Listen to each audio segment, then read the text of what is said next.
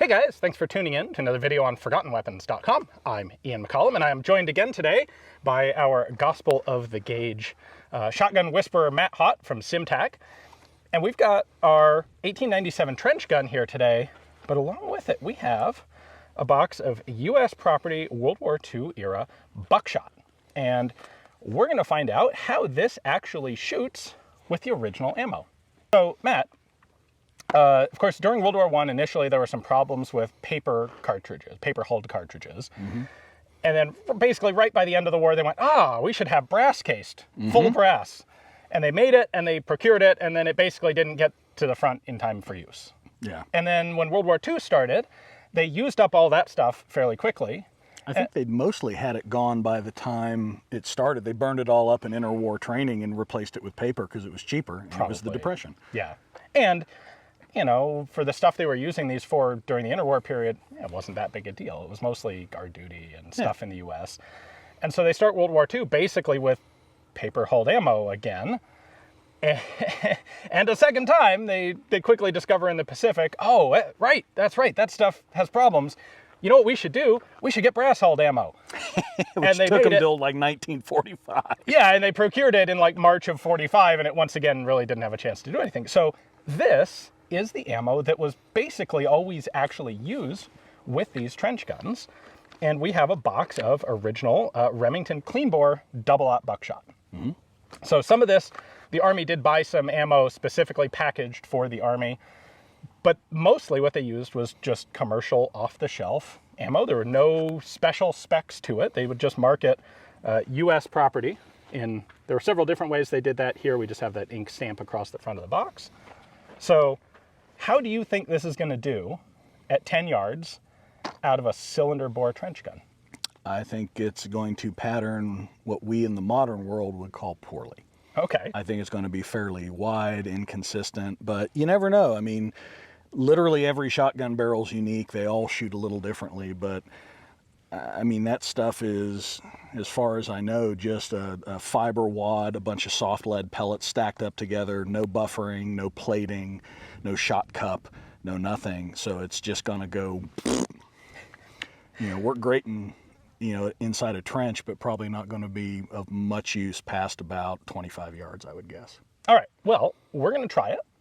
And then we're also going to try this with modern flight control buckshot, which is the good stuff. Yep.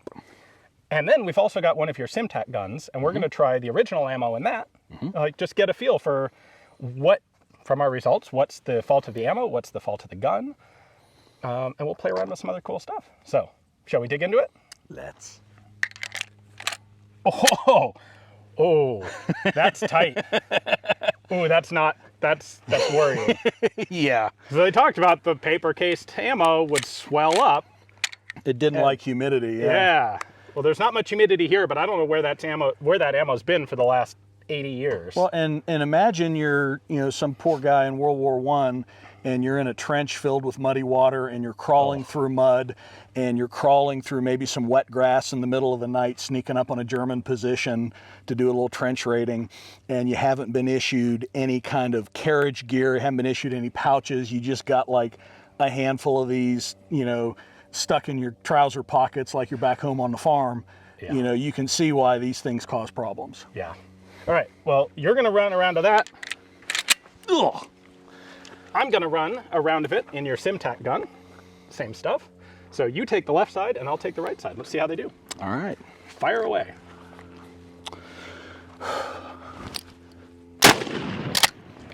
Actually, that ain't half bad.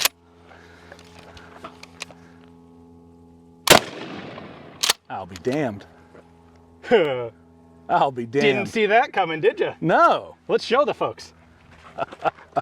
All right, so there's our World War I trench gun. This is 10 yards, and that's what, 4 inches? Maybe 5 inches? It's probably, closer to 5 across there. That's not bad. There's your wad. And it's got decent dispersion, too. Yeah, it seems like I don't want to get hit by that. Oh, hell no. That's an effective impact right there.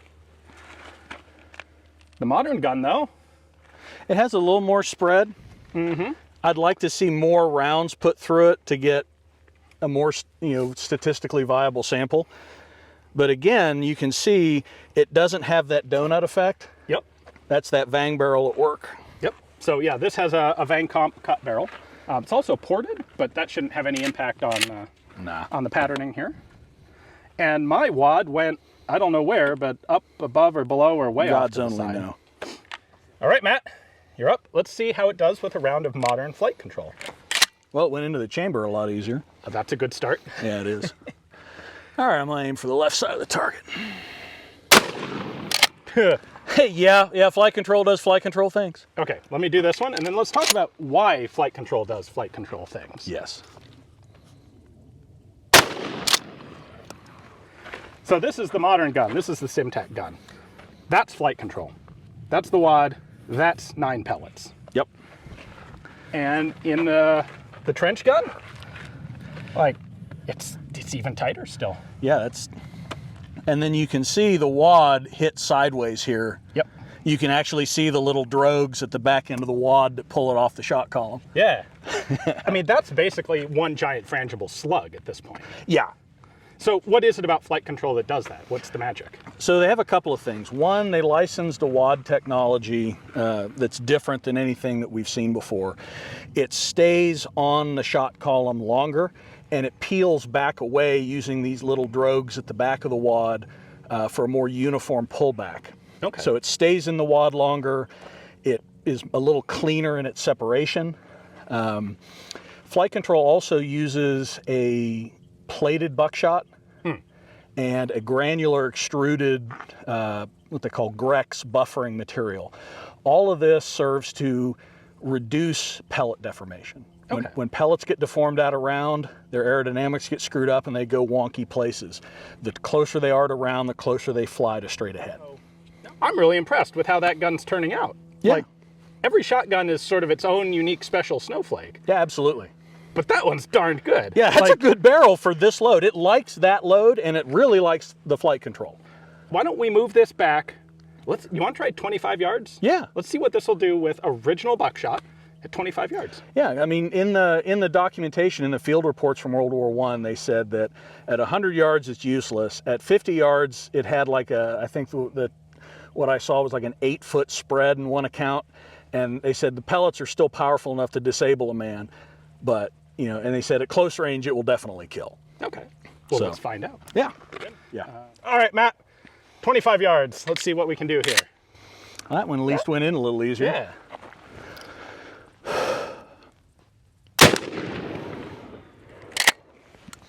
Man, that looks pretty good from here. Honestly, yeah, it does. 1, 2, 3, 4, 5, maybe 6, 7, 8, 9. Okay. I think that might actually be a double. That's weird. Huh. Okay. You don't normally see that at this range, but So that's pretty darn effective still. it is. I mean, you're starting to see this big donut of death there where, I mean, because this is where I was aiming. That's true. And so it's not putting pellets where I was aiming, it's putting them all around it. This is typically what we see of buckshot of that design, of that era, this cylinder bore barrel. Okay. So, I mean, in a World War I military context, you're still going to put pellets on the dude, but you may not immediately kill or disable him. Okay. What do you think about this as a limit of effective maximum range? I think it depends on what you're trying to do with it. If you are dealing with like World War I style human wave attacks where you just got ranks and ranks of dudes flying at you, hey, that'll work. You'll put pellets on something. If you're talking about trying to engage one specific person who's attempting to kill you, yeah, I mean, it's still going to put pellets on them, but will they do the job? Maybe, maybe not. There's an element of randomness at this distance. Okay. So 25 yards is kind of about the borderline. Inside 25, pretty inside effective. 25, yeah. You go beyond this, it's going to really kind of start getting sketchy. It's going to drop off. Now you can see why these were really favored for things like night fighting, trench raiding at night, patrols at night, jungle work. I mean, it makes sense given the context. Yeah. But yeah, when everything is forced to be closer range. when you get sections of the trench where they're 500 yards apart and there's nothing but open ground and blasted shell craters between them, there's not a whole lot of use. And it's interesting that by the time these are actually put into field service late in World War I, yeah, there are some guys who are doing the classic night raids, trench warfare, but we're also getting into that point where the war starts to shift back to open maneuver war, where the American forces are starting to advance over significant distances. And yeah, if you're patrolling across farm fields, This is not the gun to have. that's literally useless compared to a rifle. Yeah, exactly. So, and we see that in the field reports, the trial reports of the guns, where some guys absolutely loved them, and the guys who are in, go 20 miles that way and capture the village, they really don't have much use for a shotgun. Exactly. You got to use it for the job it's intended. It's a specialized tool for a specialized job, and it's not going to perform well outside of that envelope. But inside that envelope, I mean, you dump me in a zigzag trench where your max range is maybe 10 yards, and you say I can have this versus 1917 Enfield, I'll take this any day of the week, ammo issues aside. Right. If it's rainy and the shells are sticky, well, that changes the equation. Let's go grab one of those shells and cut it open. Let's see what they actually look like inside. Yeah. All right, so here's our original Buckshot. Here's our Flite Control. That's got a lot of brass on it, Matt. What's the deal? Is that a common thing? So back then it absolutely was. These paper hulls were not terribly strong, and so it was felt that they needed brass to contain the powder charge. And the heavier the powder charge, the more powder, the higher the brass had to be to contain it. So that's where you hear the expression high brass loads. Okay. Nowadays with modern shells, doesn't matter. Right, the plastic's strong enough. Yeah, but there's still that public perception of high brass versus low brass. So that's why you still generally see buckshot loads today loaded with higher brass. Okay. Neat. Oh, I cut right through the wad. That's why it took so much crap.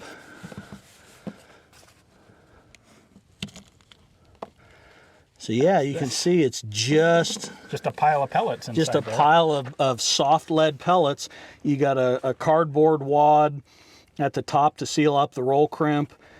You've got this kind of fiber wad to cushion the initial shock of leaving the bore, and then all the powder's down in here. But yeah, there's nothing to it but spray a bunch of old lead pellets at them. And so these soft lead pellets will get dinged up going down the barrel. They'll either impact or abrade, get flat spots. They're already not perfectly circular, No. spherical. Like there's already a lot of inconsistency to those Exactly. shapes. And Exactly. that's because of aerodynamics. That's what's going to cause them all to go in different directions. Yeah. Yeah, this is first generation buckshot, essentially. All right, and now, how do we do it today? Well, Yeah, I'm losing pellets. there we go. So there you can see all the powder. Yeah. And then, there we go. There. Oh, wow. So you see all that granulated buffer? Yeah, and you can see some of it actually sticking together there. Yeah, you can tell it's old. So there's your Flite Control wad. It's a thicker, stronger plastic. I mean, feel how hard that is to... Oh, wow. Yeah, It's that fairly is rigid. quite stout. Yeah. So when it fires, these back fins will get blown out and turn into a drogue like a top fuel dragster. And then these little side fins will also deploy like such. And they pull the wad off the shot column like this, rather than a modern or the prior generation wads, even the shot cup wads, would just kind of twist off of them in flight and disturb the shot column. Okay. But here you've got all of this buffering material to cushion them. You've got pellets that are copper plated. And yeah, just look at how much more spherical. Yeah. Like these original buckshot pellets are, I mean, they're mostly spherical, but not perfectly so. Yeah, you can actually see a little flat right there where it was pressed up against another one. Exactly. This is nice and consistent. Yeah, it's a shotgun, who cares? This is, let's make a shotgun do what we want it to do. Yeah. All right, I know you guys are going to ask us about what if one actually got wet. Will want it, you know, these are supposed to actually be factory waterproofed. So does that work? Now, water resistant, maybe. Yeah, exactly. I don't want to test whether the powder is going to get soaked and you know, not run. I just want to see what happens to the paper at the front. So there we go. All right, we've had this guy in here for about 5 or 10 minutes now. Actually, you know what? That seems to be like the moisture is kind of staying out fairly well. That front card is less water resistant, but we don't want to jam this in the magazine because then it's really obnoxious. So I'm going to go ahead and just straight chamber load this.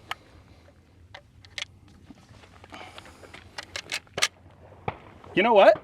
That was a little bit tight going into the chamber, but most of these old rounds have been. I think that's going to fire just fine.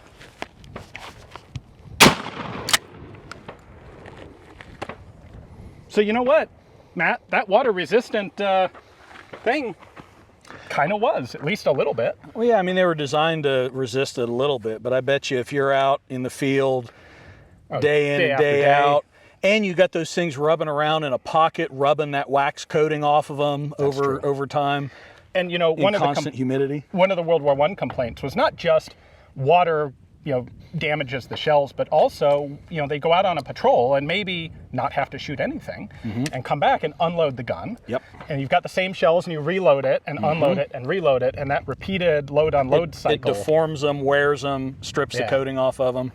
Yeah. So not like the catastrophic issue. And again, this is World War II ammunition. This isn't early World War I ammo. But by the time we get into World War II, water in the ammo it's not a catastrophic thing. It's going to have an impact over time, but well, take good care of it. I bet it would work reasonably well. For a while. Yeah. I mean, in the constant humidity of the Pacific jungle, I could see this taking a toll, because you can't keep them perfect forever. Right. And I mean, growing up where I did, a lot of the old timers that grew up hunting with these old paper hulls, you know, when I asked them about this sort of thing, they're like, oh yeah. You know, it was a known thing. So. Okay. So that was surprising. I'm actually really impressed. Yeah, I mean, it just goes to show every barrel's unique, and this one, I mean, it's probably the best patterning 97 barrel I've ever seen. So, hey, awesome. That's saying a lot. I think you should give that over here to me. Oh. And yeah, someone's going to be really happy with this gun. Yeah, they are. Well, thank you very much for coming out, helping us out with this. Where can people find you if they want to know more about modern use of the shotgun? You can find us at symtac.com, sym-tac.com. Awesome. Nice. Thanks for joining us. Hopefully you guys enjoyed the video. Thanks for watching.